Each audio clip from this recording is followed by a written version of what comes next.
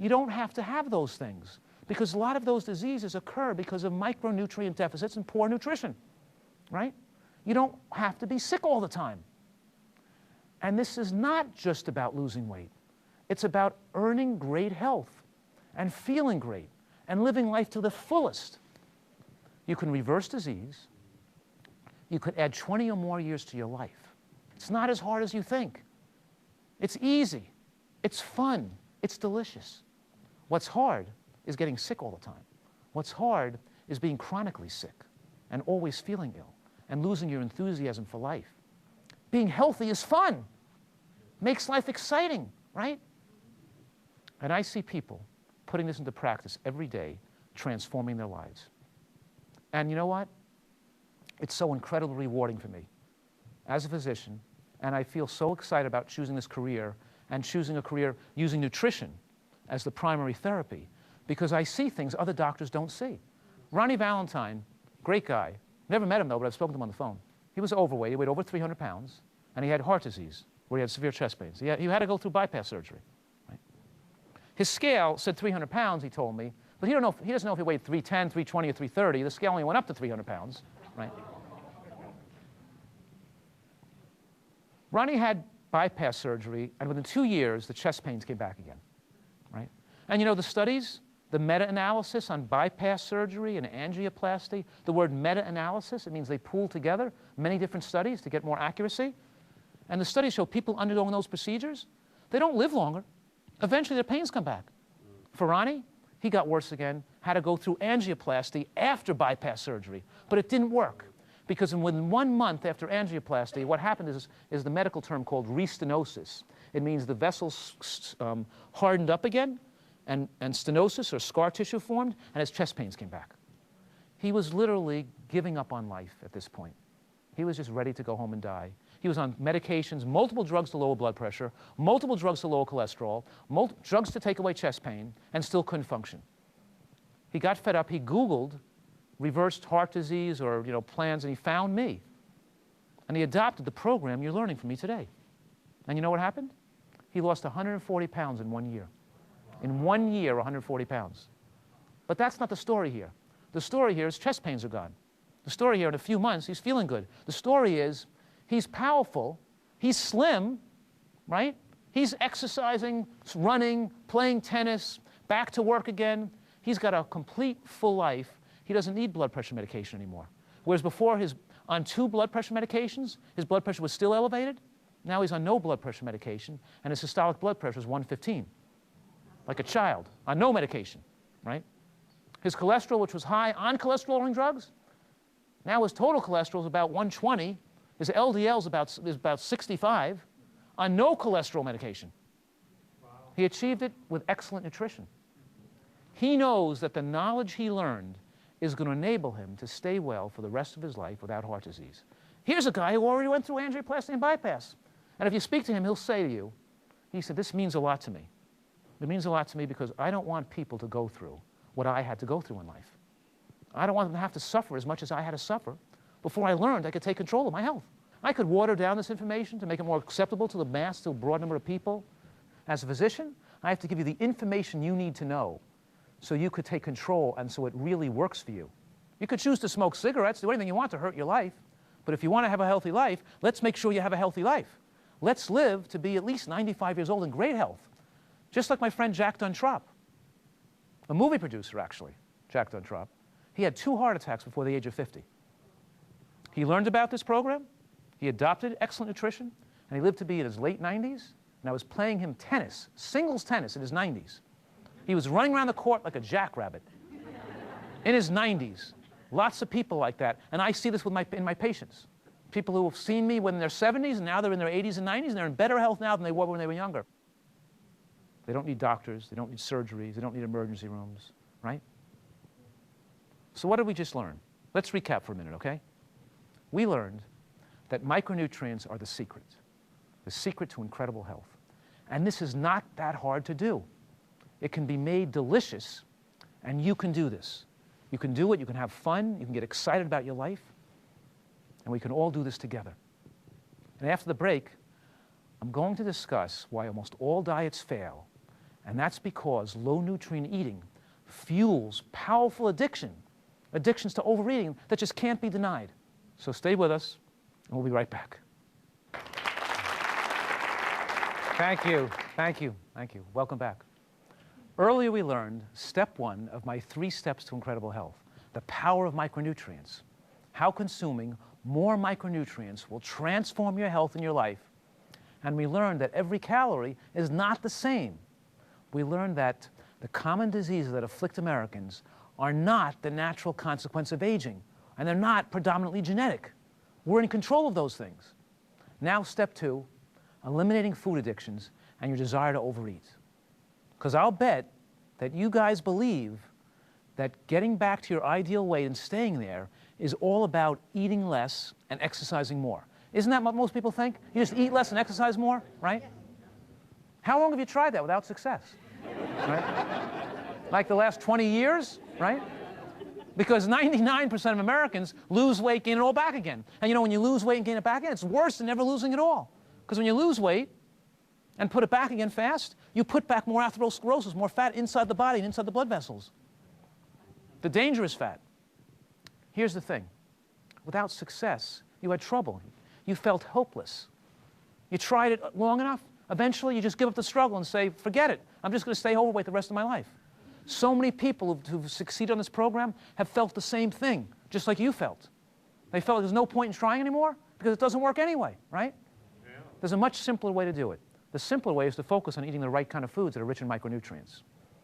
Teresa was 227 pounds, and now she's 125 pounds. That's a loss of 98 pounds, right? So it's 98 pounds. Most of these people lose the weight. They lose about 100 pounds the first year. And the point what I'm bringing up here with Teresa is she tried almost every diet there was. She's tried high protein, low carb, low fat, pink drinks, all the, and then, you lose a little weight and you gain it back again. Who can maintain that, right? And her dress size went from a size 20 to a size 2. She's proud of herself, My point here, is the problem isn't you, right? It's not you. It's all the bad information. It's all, all the bad information that told you to just eat less and you'd lose weight, right? It just doesn't work. Who wants to feel hungry all the time, right? And be constantly in a battle against your body's urges to eat? How can that be maintained? Eventually you get mental breakdown fighting on a diet your whole life. It's always uncomfortable trying to eat less when you feel like eating more.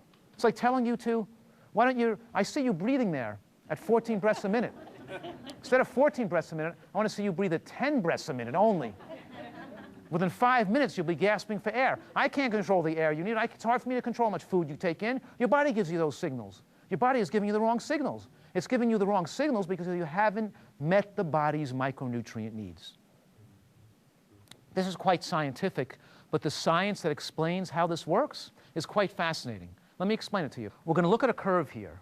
And the first curve is called the anabolic part of the curve. Now, the word anabolic means to build. That's the portion of the curve when you're eating and digesting.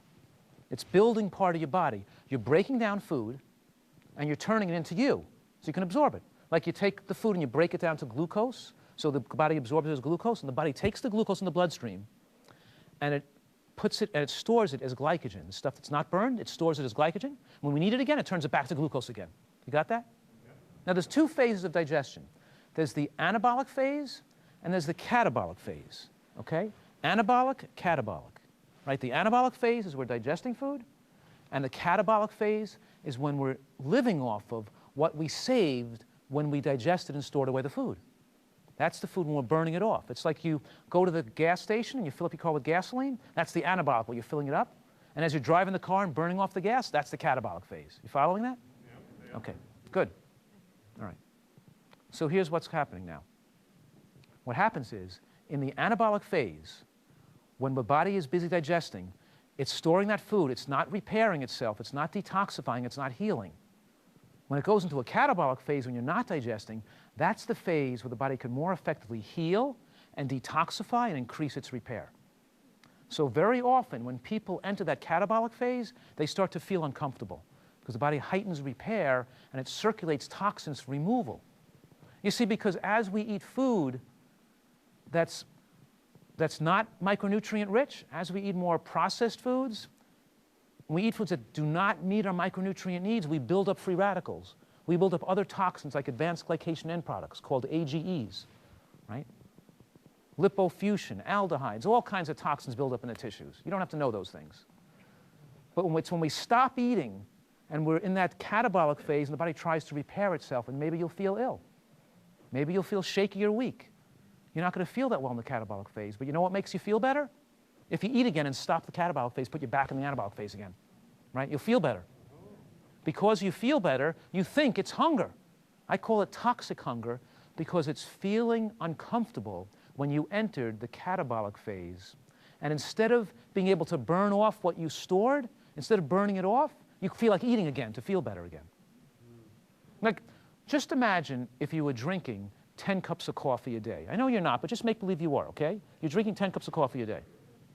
Or soda, right? And now I tell you, stop the coffee right away. Are you going to feel better or worse? Worse, right. What's that called? Withdrawal or detoxification. Right. So here's what I'm saying. I'm saying that the American diet is so toxic, it's like drinking 10 cups of coffee a day. It's like snorting cocaine.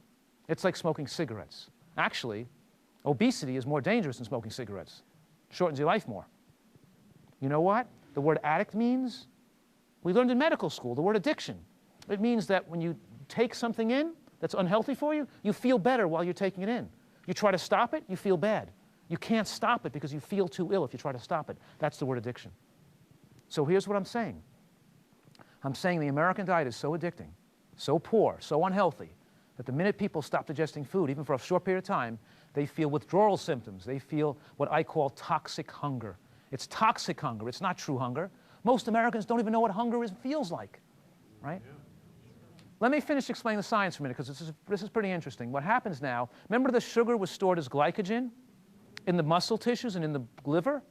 And now, let's say you're eating healthy, and you lose your toxic hunger and your food addiction. So now you enter the catabolic phase, and what do you feel? Nothing. You're fine. Live your life. Fun. Great. I ate. Not hungry anymore. Am I hungry? No. Feel fine. Now I have the chance to burn off that glycogen. And as the glycogen starts to get used up, if I continue not to eat and all the glycogen is gone, what will happen? Because the brain can only be fueled by glucose, right? As you're sitting here listening to me talk, the brain is utilizing 90% of your caloric needs of the body. And the brain needs glucose to function.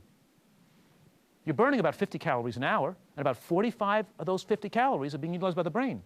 When the glycogen, which is turning back into glucose, is all used up, the body can break down muscle tissue to make glucose for the brain. You can't burn fat to make glucose for the brain. You could use the fat for exercise and activity, for other things for the body's needs, but not for the brain's use. The body is going to break down muscle tissue to turn, because it can turn amino acids from the muscle tissue into glucose. You think the body wants to break down your muscle tissue to make glucose to feed the brain? It doesn't want to do that. It would prefer that you eat than break down muscle tissue. So what do you think happens before you start losing any muscle tissue? You get truly hungry. You get real hunger, right? Which is felt in the mouth and throat. And it's accompanied by a dramatic enhanced sense of taste, heightened sense of taste, and it makes food taste great, and it makes eating 10 times more pleasurable than eating when you're not hungry. So here's the thing. Because I'm saying here and trying to explain to you that your body is a precise computer directing you to the exact amount of calories you need to eat each day. Within 25 calories a day, your body knows exactly what to eat to maintain your lean body mass, right? Because hunger is there to protect your lean body mass. Hunger does not exist to put fat on your body. To have gained weight, to have become overweight, you had to have eaten outside of the demands of true hunger. You had to have eaten because of recreation, because of toxic hunger, right? Because of food addiction. When you get put back in touch with the instinctual drives to eat, of when to eat and when not to eat, you don't have to diet, you don't have to measure food anymore, you don't have to weigh anything. Your body's giving you the precise and exact signals of how much food you need to eat to maintain your perfect weight. Sets you free. Never have to diet again. And you know how much food you eat? You eat the amount of food you want to eat.